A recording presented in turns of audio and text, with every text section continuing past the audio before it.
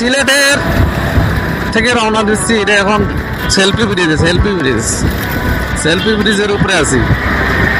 সিলেট থেকে চলে আসি বন্ধুরা বাড়ি যাওয়ার উদ্দেশ্যে। রোদের জন্য তাকানো যাচ্ছে না রে।